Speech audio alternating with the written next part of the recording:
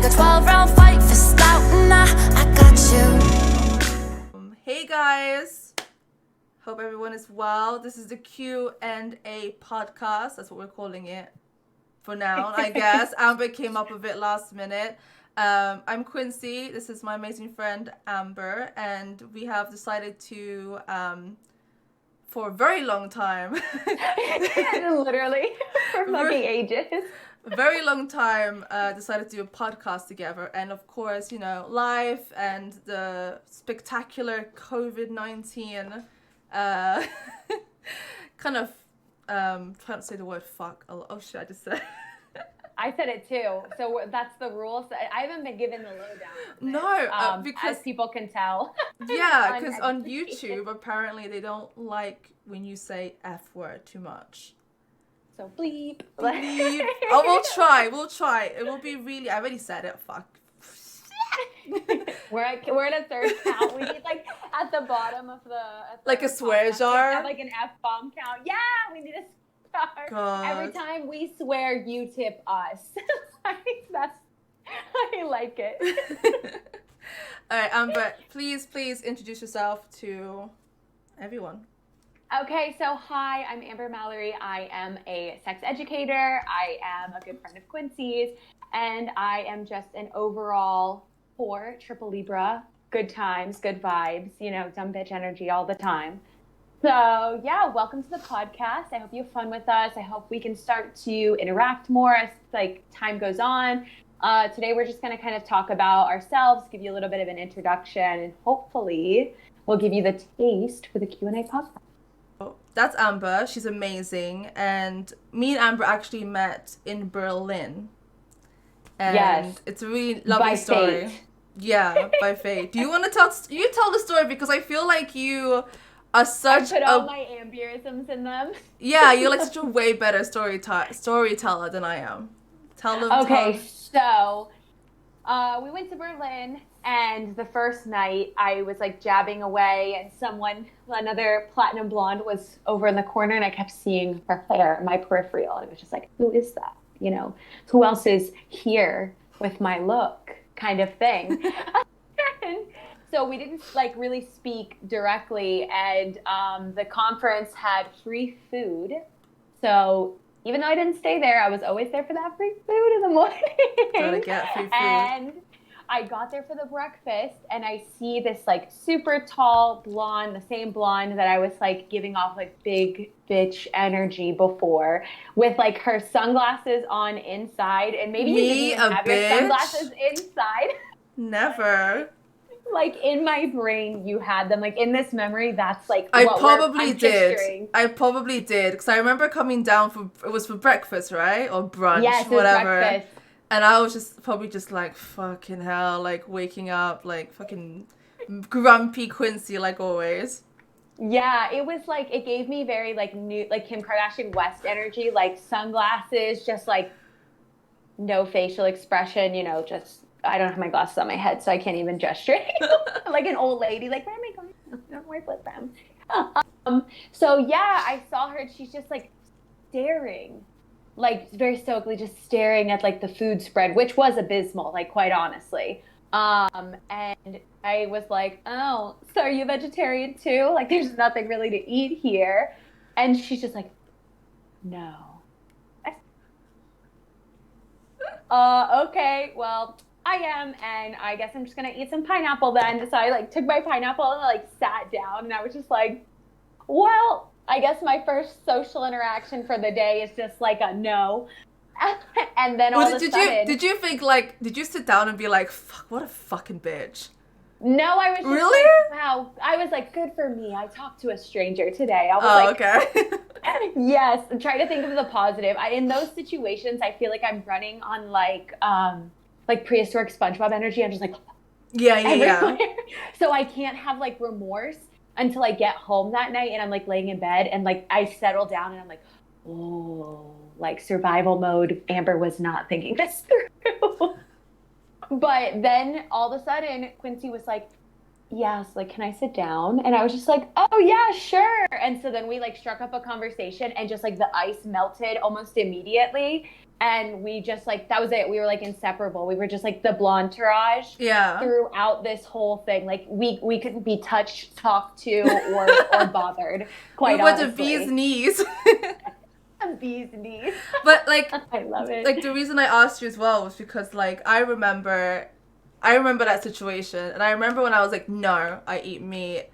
And then I remember like I walked away and I was like, God damn, Quincy, why are you such a cunt? Like I know like sometimes I come across as a fucking asshole.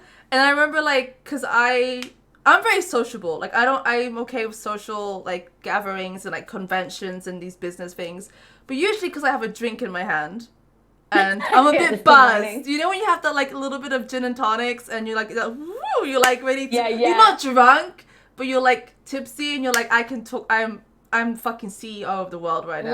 Liquid courage. That's what we call it. Yeah, the Liquid courage. courage. Yeah, and usually I like to approach people when I'm like stone sober early in the morning. Like that's like a big no for me. So like I Yeah. remember the interaction and I kind of like walked on and I was thinking, God, did I come across as really rude? Like was I rude? And then I was like looking around and then like I didn't really know anyone there because it was like only my second time going to an event. And then I like saw you and I was like, just go up. And I was so like, maybe it didn't look like it, but Do it, do it, do it, do I it. was so nervous, Amber. I was like, oh, what if she like says to me like, no, or like I was like, it's taken, or you know, I was Vegetarians only. only. You can't sit with us. I was so nervous. I was like, can I sit here? And you're like, yeah, totally. And I was like, okay, like Yeah, it's always nice to make friends. You always make like a conference girlfriend when you go. And like that's what gets me through is like when I find that one person, just like, yes, oh my God, now I'm gonna have the best time now. yeah, I'm really happy I actually met you at at that conference, XBiz Berlin. Um, because I don't know how it would be if you weren't there. I think I would be quite God, lonely I can only imagine. because it wasn't that much female talent. Because so the thing the XBiz Berlin we went to, I think it was in the second or third time they did it, and XBiz Yeah. is usually located really in America. So like when they come out to Europe, it can be hard, right? You know, because they're just starting And I was the out. only American aside from the people running the thing. People, Yeah. like Russian people come up to me and be like, oh, you're American. Oh, it's so great to meet you. I really want to go to America. And I was like, can't relate. Don't want to be there.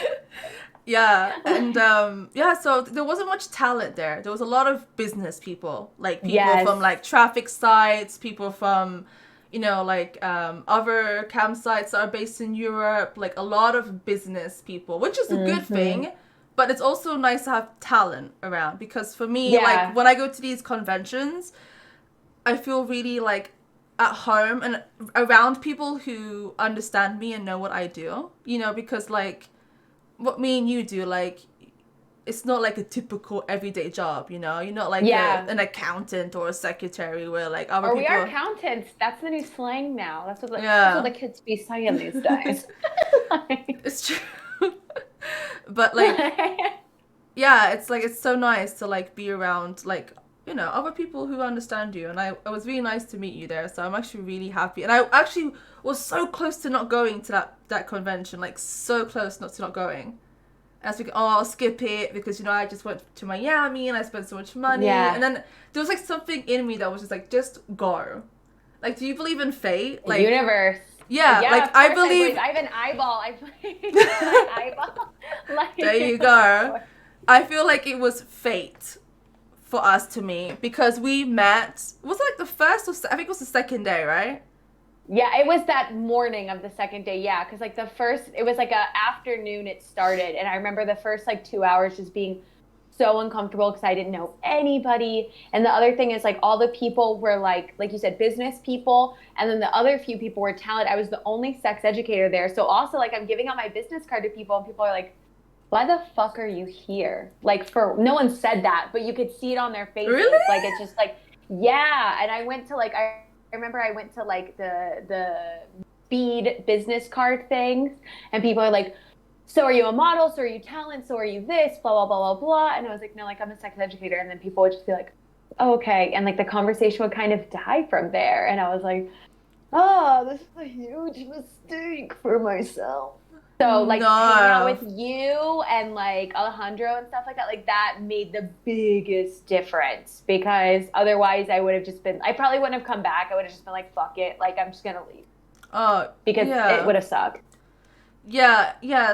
I understand what you mean by that, but like I think that's their loss because I feel like having a sex educator is a really important thing. Because yeah, like porn stars and cam girls, we can give some like a little bit of advice, but like I can't give you certified. This is what it is advice. I can give you my experience Yeah, only. but it's also great to have someone like me on board because it's like, let's say you're shooting in like a studio or in that kind of situation, like I act as like a liaison and I can make sure that like, like are you sure that you're meeting this criteria? Is your consent being there? Like is that like that's also like another aspect of the job. It's kind of what I do a little bit in sex school is like you make sure that between the talent and the business and like that kind of middle that you're hitting all the marks and I'm going to be the one that's like speaking to that. So you don't have to be uncomfortable because Yeah. you have to be like, this is uncomfortable. I don't want to do this. Like I get to be the bad guy and be like, this is uncomfortable. I don't think she wants to do this. So like that's another aspect, but people don't think about that, because you should be your own brand is like the idea, but that's what creates a toxic industry is Yeah. that like you should know what to do kind of thing instead of like someone should help you. We have someone here to help you. Like, are you good? So, Cheers. I know I was just thinking the same thing. I was like, cheers. We used to drink gin and tonics, and now we're on water. No, I never drank. No, don't let her lie to you. I never drank gin and tonic. That was always you. I was like, give me some tequila, give me Oh, some of this, give true, me some of true. that. I do not do the gin tonic. That's like I don't that's think what like you. my I don't think you liked it, right? I don't think you enjoyed it. I think I made you try it, and you were like, uh, yeah, you would be get drunk and you'd be like, take a sip, and I would just be like, yeah, I'm taking a sip. Like, total fit. That's like faking it for me. Is like being like, yeah, oh, so good. "Yummy." Just Oh not drinking it. I was god. like, oh. But no, that's not my drink. Now I'm big into champagne. So like as this progresses, I'm gonna start keeping like a bottle. I have like my queen robe. Oh, I can't wait to show you the robe and have her for the robe. It's so good. It's one of those like dumb bitch like satin with the sleeves Ooh. that are like a meter long, with feathers and everything. And like I have my shoes here. Wait, I've always wanted to get a robe like that. I bought one when I went to the U.S. and I have like my dumb shoes Oh here my that I'm trying to god. break them in, so I like wear them around the house. They're Like I'm lovely. Oh my god, they're such nice rhinestone shoes. Holy fuck. They're really nice, actually. This is why I like shopping in the US. I buy everything used, but it's like lightly used, and it was 25 US dollars for these shoes that are like 100 anyway. So, and they're nice. Like, they're nice shoes. Yeah, you were telling me like the what do you call them? Like Goodwills in America, like so big. Like here we have like charity shops, which are like Goodwills, but they're like small and like you find it's like like 1 in 1,000 you find something like decent. Well, I feel like in the US, like, we have this consumerist culture, so we just take things, we're like, I don't want it anymore, and we throw it away. Or Yeah. like we donate it because you can get like tax write-offs for it. Like you donate the stuff and they're like, do you want a tax form? Here you go. So people do Oh. that for that culture, but we also like I feel like here it's like popularized like vintage shops, consignment shops, things like that. So things are more expensive. Like what I bought like a bag in the town I live in here. I paid 30 euros for it and I got home and I looked at it. It's a fucking ASOS bag. I paid 30 euros for a used ASOS bag. Was just like, damn, I really just got scammed in this whole ass place, this vintage shop. Like, Yeah, like charity shops are not cheap as they used to be because everyone does like the whole vintage thing now, it's like super mm-hmm. like I don't mind paying good money for like maybe like a vintage like I don't know, vintage Gucci or like a vintage Nike that's like limited edition. But if it's just like some Mm-hmm. shit that you can, like you said, you can get from ASOS, probably even the Yeah. same price. Yeah. It probably was cheaper, quite honestly. Like it probably was like a 15 euro bag that I paid double the price for, like an asshole. And I was just like, come on. What? But it does have club wristbands in it. And so I'm going to keep those and go to the club that it's at and see if I can get in for free because it's 2 unused club wristbands. Oh, wow. So it might have been a win. Like, who knows? I don't know what they're for. They're gold wristbands, so maybe they're like gold level. Do you know what club it's for? I Googled it, and it's going to be the city that I'm moving to. So I was like, this might be a nice thing to do on a day off. It might be fate. It might be fate. Like that's the core of this whole tangent. Exactly. It might be fate. So do you wanna go for our first question? Should we answer the first question? Which one do you want to do first? Do you want to talk about the one I sent you that you said was really good? Kind of that the longest one, message. I have it pulled up. I think we should do that one. That was the best one we got. Okay, so I'm going to give the gist of this question. Basically, they are asking about female ejaculation, aka squirting, and like what exactly is it? I feel like that's such a top tier question as a sex educator. Like what people are asking you is about anal, it's about squirting, and then it's about the G spot. Those are always like, when people first come to you, those are like the top 3. I put up 4, the top 3. Top 3 questions. People are going to ask. Yeah, of course. But it's a good question. It's a legitimate question to ask. So in essence, their question was just asking about whether the ejaculate, the fluid, is urine or not. But I want to like prelude this question with like a if it's pee or not, like whatever. Can I say wait. Go ahead. Say something. It's pee. It's not pee. It's okay. That I'm interested because I'll tell you quickly what I think. It'll be really quick and then the fucking educator will tell us the fucking truth, okay? I'll give you an education. I'll give you the educational explanation and then I'll give you a really hilarious story. Okay. So go ahead. So I think it's pee, okay? Because I've tried to, You've tried to squirt. You've tried to release Squirtle. Yeah. Squirtle! Tack! But, so, like, either, like, maybe I've really tried. I've, like, watched lots of videos, read articles, and... Like, physically punched yourself until something comes out. Yeah, like, is it true that not every girl can squirt, right? That's a thing.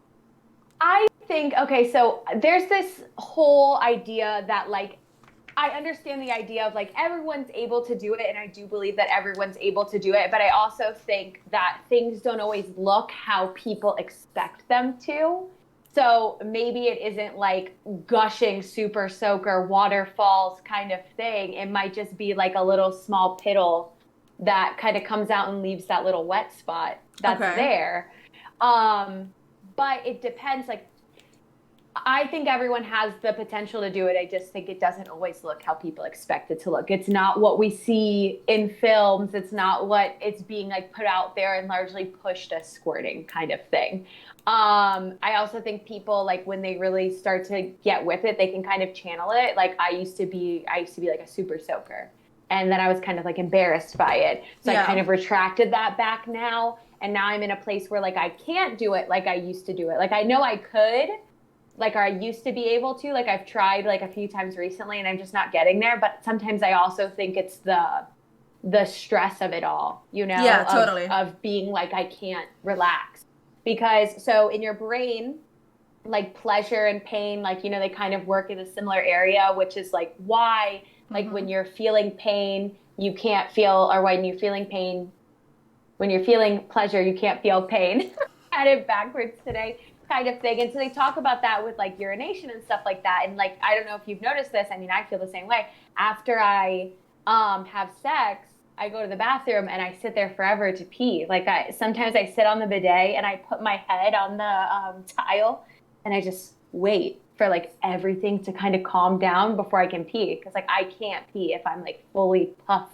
Oh, wow. Okay. If those of you who don't know what puffed up is, the vagina, the vulva, it engorges with blood just like a penis does. So when I'm puffed up because I just had sex, like, I can't pee. Like, I can't. When I'm fully aroused. When I'm, like, half-assed aroused, yeah, of course. Like, when I did something because I didn't really want to do it and I just wanted to get it over with, like, yeah, I can pee in a second. Easy. So going back to the squirting thing, there was this study. I don't know the study off the top of my head. I should have like looked it up before, and we can definitely look up for that resource. But basically what they did is they brought these people in, these like vulva owners in, and they had them like, they took a ultrasound of their bladder before, and then they had them masturbate and then take another ultrasound of their bladder, and they noticed that their bladder was filling with fluids. Oh, But wow. they had already emptied their bladder beforehand. You know, they peed, they took the ultrasound, and then they masturbated, and then they took the ultrasound again.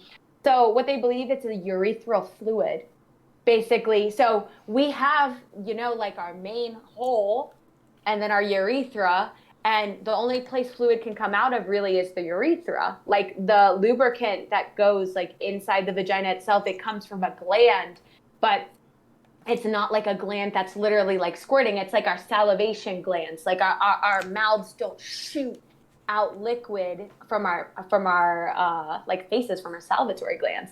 So it's kind of the same idea. So it kind of fills itself up in the bladder and comes out the bladder, but it's like a clear, colorless, like liquid with no smell.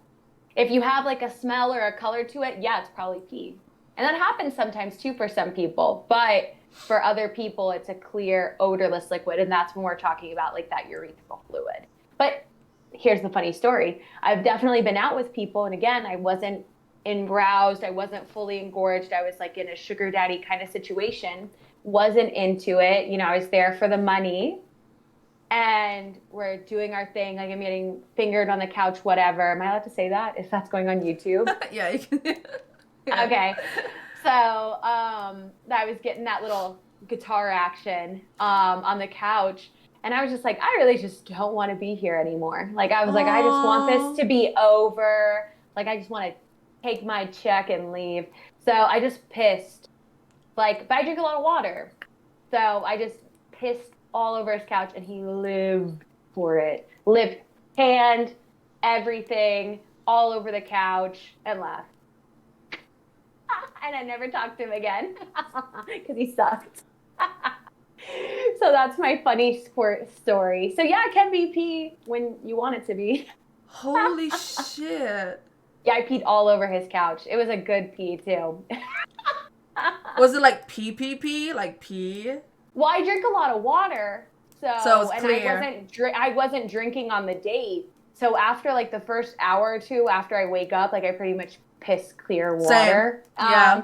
But I mean, whatever. Like whether it was or wasn't, like I still peed. Like I still peed all over that couch. Oh And my like I live gosh. for it. I think it's great. Like he tried to exploit me, and like I exploited him right back. And like his couch is probably stained because of it. So like I'm the winner. I win. Holy shit. So, okay, so this debate here about if squirting is pee or not, we have it all the time in my chat, and I'm always like, it's pee. There's no way, like when you watch pornos and the girls are fucking like that. Well, like a lot of people put water inside before. They douche water.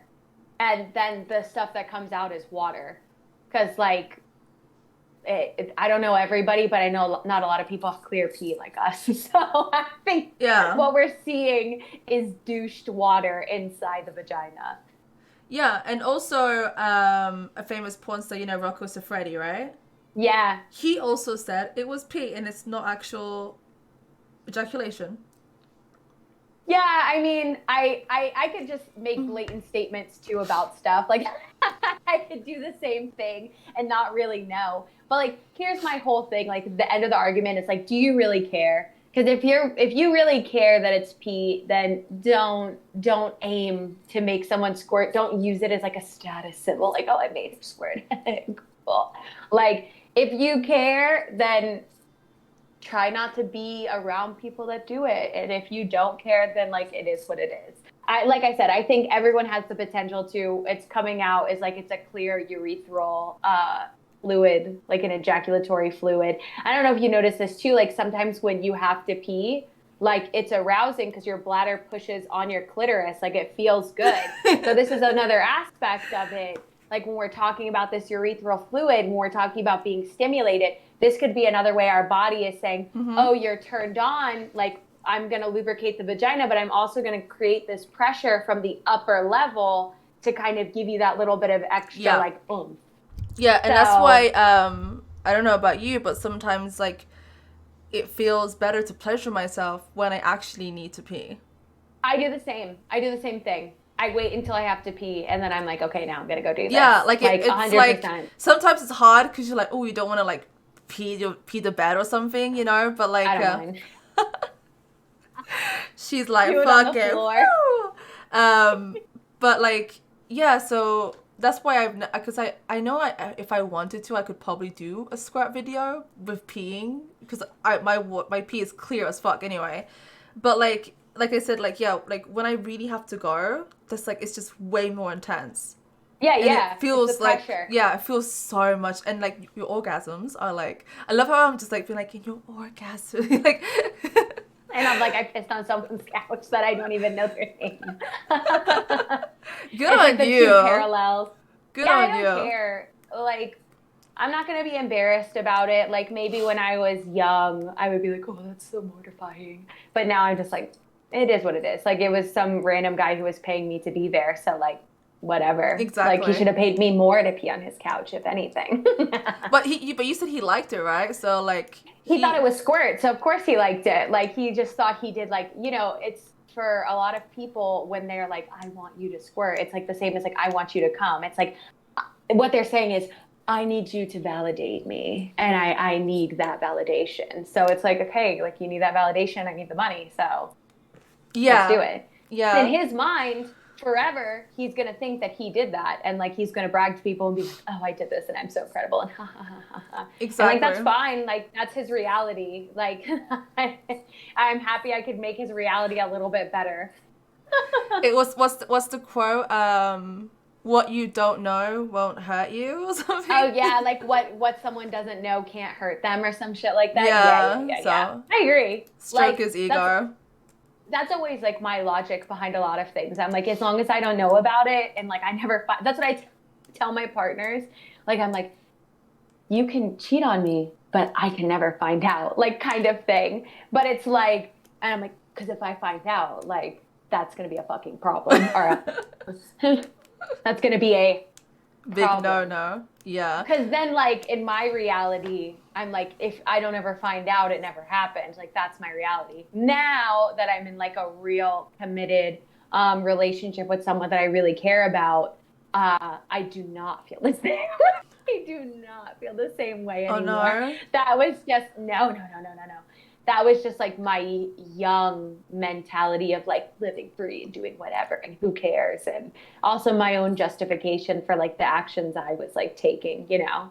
So it is what it is. Yeah, it's crazy because, like, also, like, going back to the squirting thing, like, in this industry, when people come into, like, any camp, and I'm sure every cam girl can agree with this, every guy just comes in and be like, squirt. Like, they just think, like, we just go, oh yeah, totally. Let me just, you know, like lift my leg up like, and like hydrate. There's preparation to this. Like, you can't do it if I'm drunk. I'm too dehydrated. Like, I can't do it. Like, what? No. It's like when you get drunk and you can't get your dick hard. Yeah. Like, this is my equivalent. So I totally understand you. Yeah, this expectation. Yeah, it's really. And like I said to you, I've tried to like squirt, but I feel like there's times where I've like orgasmed really hard and I would get wet, but it wouldn't like, you know, like when I see all these videos, I'm like, oh, I wish I could do that because I'm like, fuck, am I missing out on like so much money because I can't fucking squirt? It's like when some guys come, they come like down, you know, like it's like an avalanche, and then some people come and it's a volcano. It's just different. It's like how your muscles are contracting, your fluid intake, things like that. Sometimes even medication. I was taking a medication in the U.S. and it gave me WAP. Like it literally gave me WAP. like dead ass. And like I was just like that was when I was like a super soaker, and it was a medication I was taking, and that was just a side effect. I don't think it was a listed side effect, but it was a side effect of the medication. Yeah, for sure. I was wop, wop, wop all the time. I realized when I was younger, like in my late teens, when I started being like sexually active, I used to be I would get really, really wet. Like really wet. Like to a point like, you know, like before I lost my virginity, I would, you know, you do like kind of like, grinding on your boyfriend and, you know, like. Yeah, dry humping. Yeah, Love dry, it. yeah, 10 dry 10. humping. That's the word. Dry humping. Well, maybe for you it wasn't dry humping, but Oh, it was dry humping. it's a slip and Oh, slide. yeah. More like wet humping, yes. I got it now. It took me like a second to like connect. Sorry, blonde, sorry. But yeah, like I would get really like to the point where you could see it through my jeans to where I looked like I legit pissed myself. Pissed your pants. Yeah. And I'd be like, oh my God, did I just like piss my pants? But no. But then as soon as I actually got sexually active, that wetness kind of like just disappeared. Like I still get wet, but not to a point like I used to before. Yeah, things have definitely changed for me as I've gotten older. I'm not that old, by the way. I worked a job once and there was like a kid there and the kid was like, "Are you 35?" And I was like, "I'm fucking kidding. How dare you say that to me? This is why I hate kids." But I get it. A grown up is old. No matter 30 and 25 are the same in their mind. But yeah, no, I think as you get older, like things become less exciting, obviously. But I also think we're in our heads more than we were back then. Because back then it's like you're doing it for the first time. So it's like exciting and you don't really have expectations for it. Like nothing can really be bad at that point because everything's still new. But now you're kind of like doing stuff with people and you're just like, could have stayed home. I could have stayed home. Yeah. It would have been better if I stayed home. I could have done it better myself. It's like another big thing. So I think that's also an aspect of it. But I also think now, since it's your job to kind of like you're a performer, maybe you're not able to kind of shut yourself off even in your personal moments because you're still kind of performing. It's like as a sex educator, like I'm still educating when I had guys finger me and I'm like, where's my model so I can explain to you what I need you to do because what you're doing is not right and I can't Could you imagine explain this. I need to show you. I could just imagine like totally Amber like bringing a guy to our home and then her being like turn the lights on, but like wait a minute, opens her fucking like wardrobe. So listen up, and the guy's just like, do you know what any of this is? What's this called? They'll be like, these are the weirdest sex toys I've ever seen. You would do something like that. You fucking would. You'd be like, look, see this? I have. Like this. You have? I totally have. I dated a bartender one time and I was at the bar he tended, but he wasn't there tending. And my friends were getting married because in the US, you know, we all get married as infants. And my friends were getting married and it was before I was moving to Europe. And I was joking because like I'm really close with both of them. They were two of my good friends who were getting married. I'm always like the single friend amongst the couple. So I'm always like the child. Like we always joke that I'm like the kid and like the crazy kid. So I was joking with my friends, like I'm going to get the surname bejazzled on my mons, like the top of your vagina. Like when you look at it, the little triangle. And dead ass, some random patron at the bar was like, "Oh, you're talking about this? What's a mons?" And like now we have shows like what's that show with the hormone monster? Fuck Big Mouth. Yeah, Big that's Mouth. so funny. Yeah. So now we have stuff like this where people are like kind of learning through comedy like what this stuff is. And I had like a Big Mouth moment where I was like, "You're grown and you don't know what this is." Like what? But I've definitely like sat and educated people like plenty of times. Like Tinder. People who like got me in my early life on Tinder, like they got so much free advice from me. Like, how dare they? Given to them on a plate. Let me tell you something. Yeah. Amber is a great educator because you'd think someone like me would know everything about sex toys, right? Do you remember when you came to my room and I said to you, I don't know how to fucking turn off this Hitachi. It was the Loven's Hitachi. Loven's. Fucking sponsor me, yeah? Loven's Hitachi. And I said, and I remember I said to you, like, yeah, the battery always drains because it just won't turn off. Like, look, I'm holding it down. I don't know what to do. And literally, you just grabbed it and you went, like this, look. And you just like, and I don't think you ever had that toy. And you're like, I've used. I worked at a sex shop too. So like, I've had people come in and be like, my toy's fucking broken. I can't turn it on. And I'm like, oh, it has a travel lock feature. So you have to like click it 3 times and then don't ever click it 3 times like that again. And just hold it, turn it on and off. Like that's what'll get people. But I've had it happen all the time. You blew my mind with that. Like, I know that might sound something because I remember I've had it for a year and I was like, yeah, because like when I'm doing shows and stuff, I love it. I know it. Yeah, it only lasts a little bit and then it would be like finished, you know? And you'd be like, look, you just hold it. And we had to hold it down. And you know what's really funny? I've never told you this, but every time I masturbate with it and I go turn it off, you pop into my mind. I like, swear. I'm like your fairy godmother. Turn it off. Hold it down. Like 3 seconds. Like hands up in the air. Like, trust me, every time I like turn back and put it back in my little wardrobe, like I hold it down and I always remember that day of you teaching me how to turn it off. That's so funny. I love it. Oh my goodness. Okay, let's go to another question. Let me pull up the question. You pick them. You pick them. All right. I looked at some before.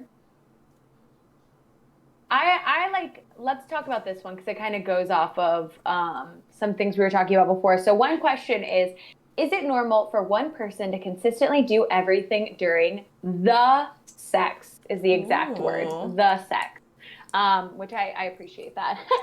Sex. Okay, so I'm going to consider that in this moment, the sex is PNV, penetrative sex. But in any case, if you're doing any kind of the sex or the sexes, I think it can be normal for some person to do all the work. I think it's just about finding the dynamics between the people that you're having sex with. And sometimes we all can be pillow princesses. I know I can. I know you've definitely told me that you can too. And I think it's just about like moods, vibes, days, as like vulva owners, like we have hormones. So like our hormonal cycle is like throughout the month. So that kind of changes things. I think if you feel like, because what I'm getting from this question is you need your partner to step up, or you feel like you're always taking a more dominant role or you're always doing everything. And so maybe you want to take a more submissive approach or like have things done to you. The best advice we can give for that is to communicate that. Is just to say like, hey, could you do this? Like people have this misconception that asking someone to do something is not sexy, but like, I don't feel bothered. And like, I think we all know when we're like doing stuff with people, we're always thinking like, do they like this? Is this okay? Is this enough pressure? Is this like the right grip or whatever? And just being like, is this okay? Do you like this? Like not in that exact tone, but it makes a difference and it takes everyone out of their head and it allows people to be more engaged and more invested in like the sex kind of thing. So my advice to you is, yeah, it can be normal for someone to do everything, but if you don't want that to be your normal, then communicate that. What are your thoughts on it? Yeah, like I understand the position because I've been in it as well many times when you're doing things and they're like, oh, do you like that? You're like, you don't want to say no, right, in that moment. I say no. I don't mind. She got the balls. I'm a bit of a pleaser sometimes. And I'm just like, I You're guess an entertainer. Yeah, I guess so, yeah. It's hard to say no sometimes. Or if I'm not enjoying something, I will try and... Like, it's like maybe like if I'm being a bit too submissive and I don't like... Maybe if someone's like face fucking me too hard and then I'll be like kind of like take the dominant role, you know. It's just hard to be like, no, stop, you know?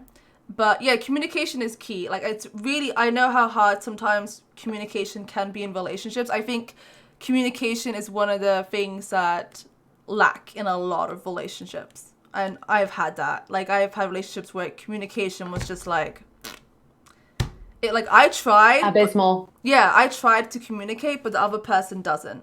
So like, I understand, but like Amber said, if you don't want that to be your new normal, try and communicate that. You can even communicate that in like maybe like some dirty talk during sex, you know, instead of Or being nonverbal cues. Like beforehand, you could just be like, hey, Quincy, like when we're doing this together, and I feel a bit overwhelmed, I'm going to squeeze your wrist really, really hard. And like, that's another way where like maybe in the moment you feel too nervous to verbalize something, but it's really easy to just reach over and grab someone's wrist really hard. And then they go, oh, that's my cue. I need to take it down a notch. So that's like for people, if you really can't articulate it and you can't put those words together, or you're too nervous, because for some people, vocalizing is harder than making a nonverbal communication. So think of nonverbal cues, or think of a safe word. Yeah. Say red, red, red, and then they know, you know? And you're not critiquing them per se. You're just saying red, okay.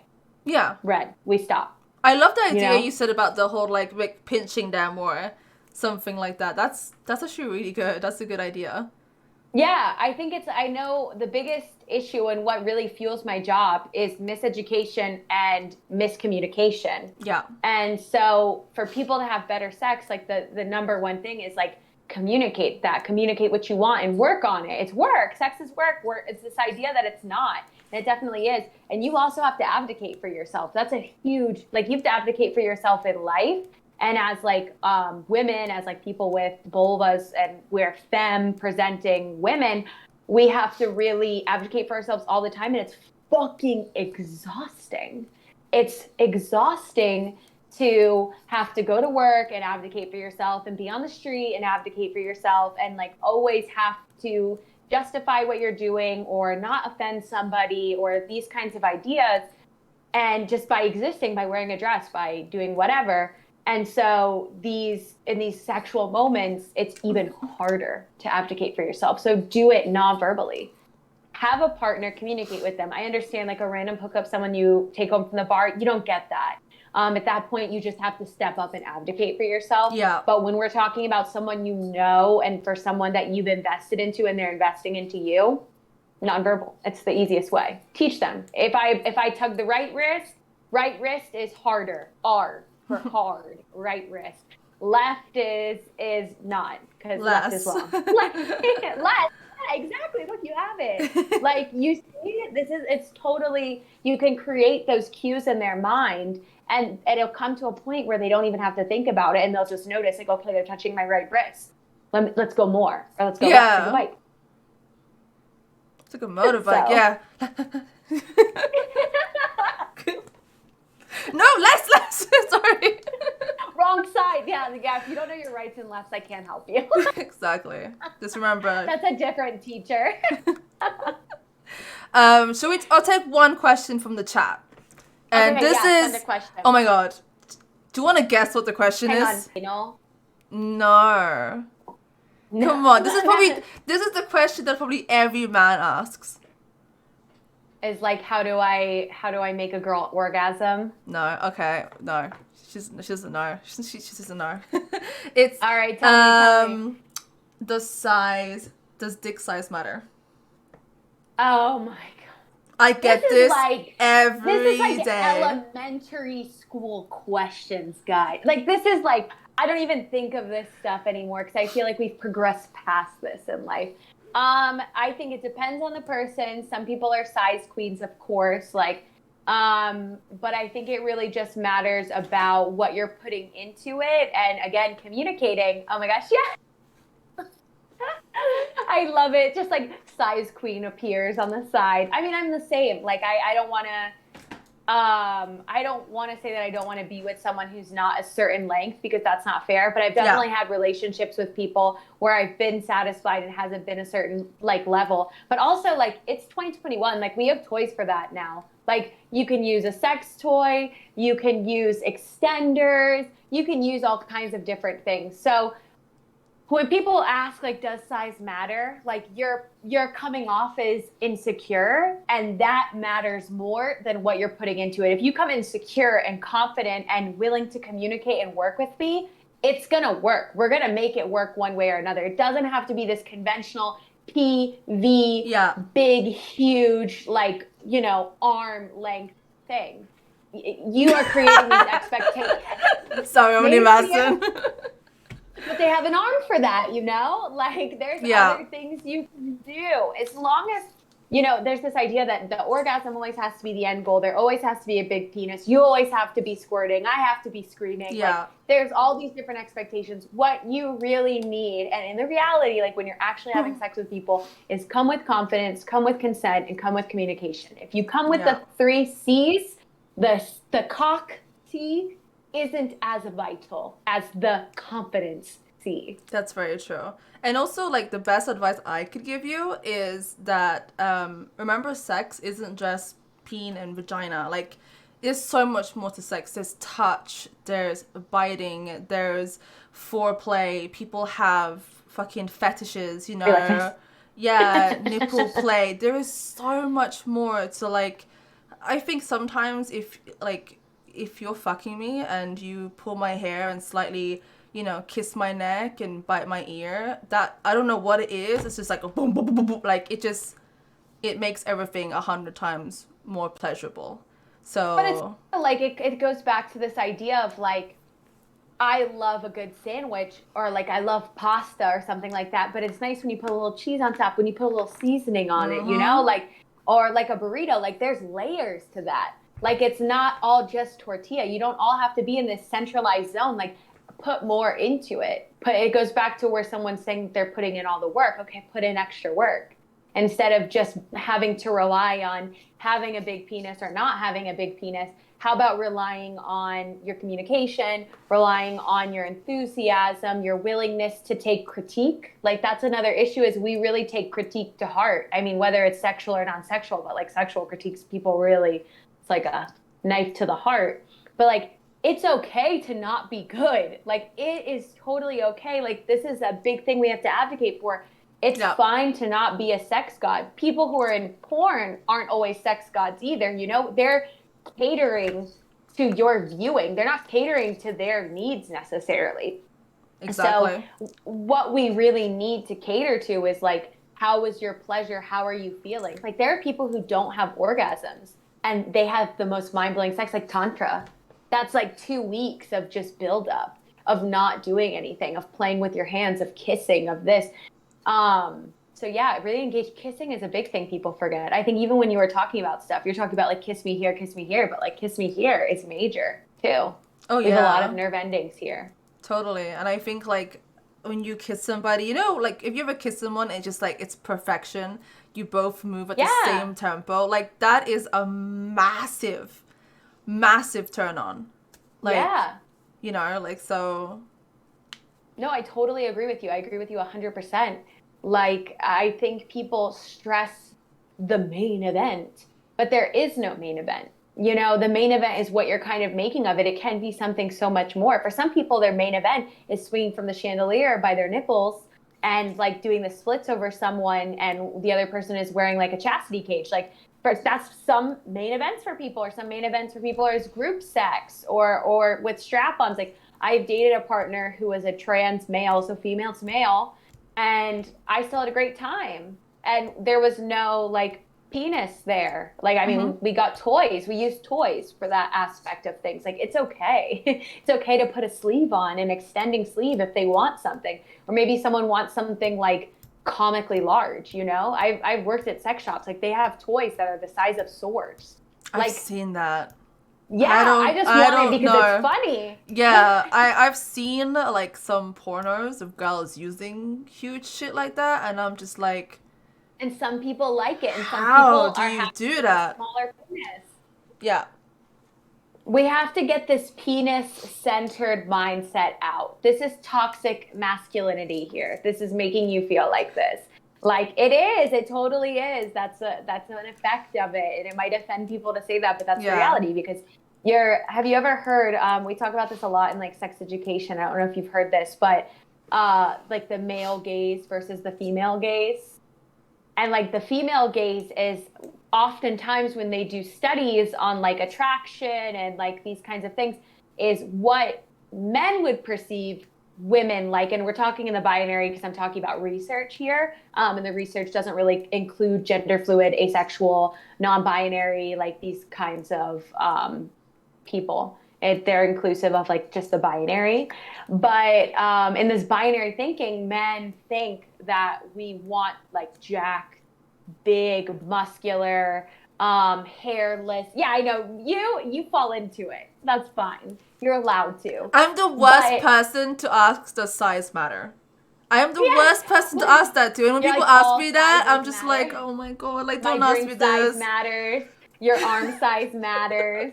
Like you just carry around a tape measure all the time. Like, I'm a shallow bitch. Yo, yes. It doesn't have to be shallow. Let's but go. Here we go. Come here. Yes, Pull your pants down. We're gonna make you a crown. No, I'm of, sorry. Like, you don't pass the criteria. Please take the exit to the left. You Next. have the ride. You know, like you have like a whole like you have to be this deep in here to reach this ride. But that's fine. Like people are allowed to feel like that. Just like some people prefer women who are more hourglass figured. You know, we're allowed to have our preferences, but in the majority is the female gaze actually they tend to lean more towards long hair, more effeminate features. Like the major population of like females, the female gaze, what's in the ideal tends to have more of a feminine aspect to it. You know, that's why like guys who paint their nails and like rock stars and stuff, they have this effeminate to them in their demeanor, how they look.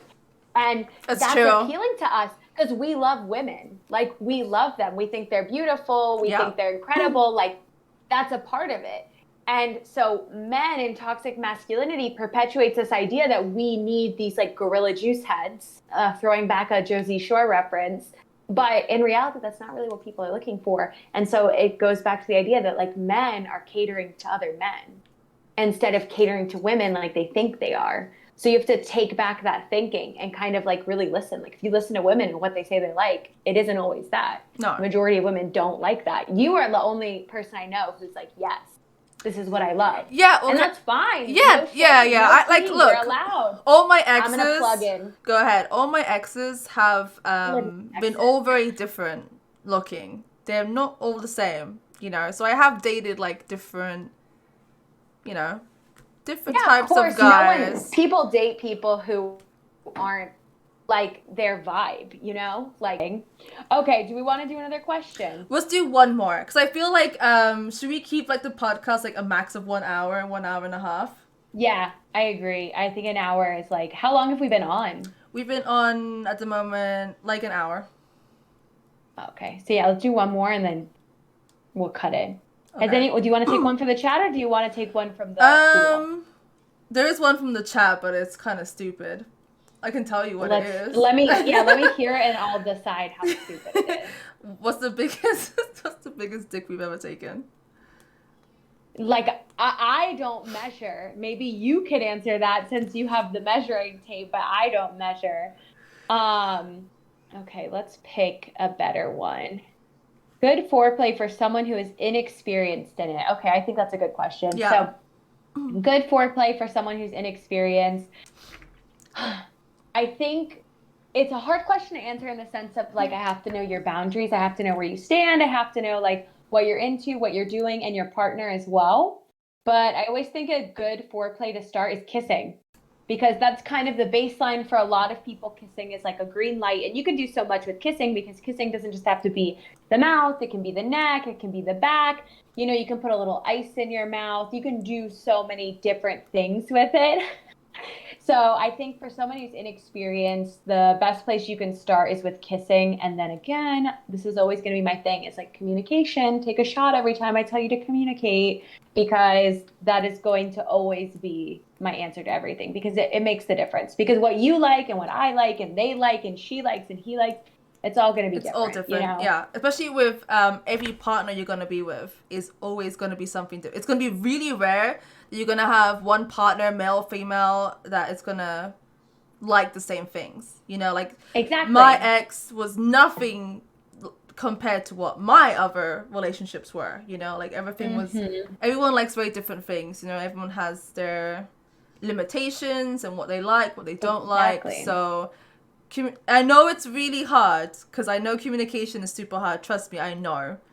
but it's the best thing to do. Once you have a really open communication with your partner, the rest is going to be so much easier for you in sex, relationship, life, living together, everything. Like, it's just going to be like, so, like, we can give you like a certain amount of advice, but like Amber's been saying, and you've been saying this word so much, communication. And trust me, like, from my past relationships, have all failed really because of the lack of communication. That's why. It's hard because the like we said before, the issue with communication is people don't want to get their feelings hurt, or they don't want to hurt feelings.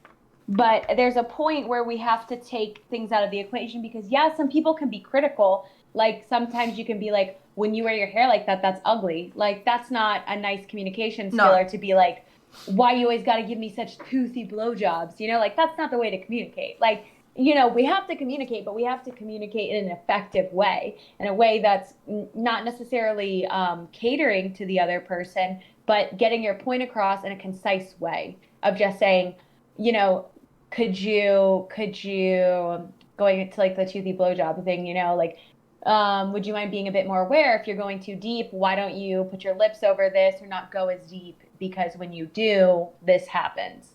And like, of course, some people, like, they're going to get in their feelings because they think that something was so good. But a lot of times we have this false sense of confidence because no one's told us that we're not doing things a certain way. And so now we think like we've been so great because no one stepped up. That's always my thing when, like, I meet like a typical like hetero guy who's like, oh my God, I eat pussy so well. Like, I'm the best. And like, I met a guy once on Tinder and he was like, I'm the orgasm unicorn. And like, you know, I met him and he's right. He was the orgasm unicorn because like there was no orgasm that existed between us. So it was a fantasy that he was living. So I you know, he was right, but just not in the way that he thought he was right. So. Holy shit. Yeah, it's fuck. For me, it's... No, I don't speak for all females, but, like, it's a massive turn off. For us. It's a massive turn off for me and many other females I know when men say stuff like that. When men are like, like, there's a difference between, like, maybe sex chat. Was it dirty? Sexting, sorry. Yeah, sexting. Boomer here. Sexting. There's a difference between sexting and being like, oh, I'm the like you said, orgasm fucking unicorn. Fucking like, I'm gonna make you quiver. Like, every man that said that to me has been complete shit in bed. Yeah. Like, it goes back to subtext. I feel like a lot of people, when they're being this boisterous, they're not looking at the subtext. It's like how guys, when they critique like feminine women's clothes, they're like, oh, you know, like, you have your tits out because you want male attention kind of thing. That's what they think like their subtext is. My subtext when you say I'm the orgasm unicorn is every person I've slept with has lied to me and created this false sense of confidence, and no one has stepped up to tell me that I have trash dick. And that's it. And like, going back to the size thing, big penis, bad game. So, like, I got nothing. I literally stopped it. I was just like, I just can't go on anymore because this is just trash. I'm the first to, like, stop the situation and be like, it's a no for me, dog. Like, I am the first to fucking do that. So, yeah, I definitely not. But collaborate your questions, guys. Get your questions together. We'll sort this out. We'll start making this a regular thing. I have, like, an actual laptop I'm getting when I make a visit back home to the US in a few weeks. So my setup will improve and there won't be any cutoffs or unplugging the router anymore. Yeah, no, when you get your laptop, let me know. I can like send you links for like good like mics and cheap, not too crazy, but like, and also like good stuff. These are different headphones, so the mic isn't as optimal as my other one. Still sounds good. Still sounds good, though. Android. All right, so like we're good. That's episode 1. So thank you everyone for tuning in, and thank you for your questions. And like, we'll become more seasoned and interesting as things go on. Yeah, like you know what my dream is for this podcast is that like maybe like in a future episode we're actually going to be in a room together You know, like those cool Yes. podcasts that like have the cute couch and they have like the cool like Yes. microphone. That's my like Like goal, ultimate goal. for what I'm doing with you, this podcast. Yeah, it would be nice if it became like a lucrative thing where we could do more with it and make it bigger and be able to have like a wider platform to speak on, go to events. Like I think it would be fun to go to certain events, like we were talking about the Museum of Sex before this started. Like would it be fun if we went and like did a podcast in the Museum of Sex? Like that'd be hilarious. Like people are walking by and they're just like, "Hey, ask me a sex question. Talk to a sex expert." Yeah, exactly. Kind of thing.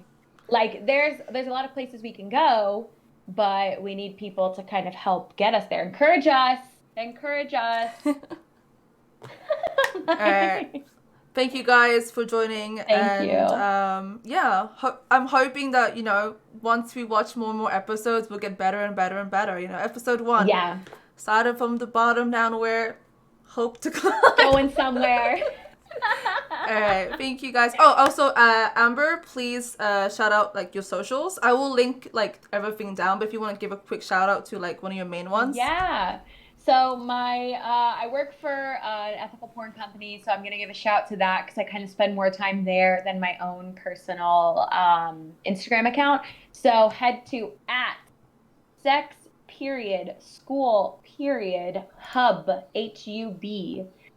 If you catch that on Instagram, that's my main profile. I put a lot of education, I put a lot of work into it. I'm the main person speaking there. So definitely head there. And we've almost hit 10,000. So please sign on. We need like 40 more people.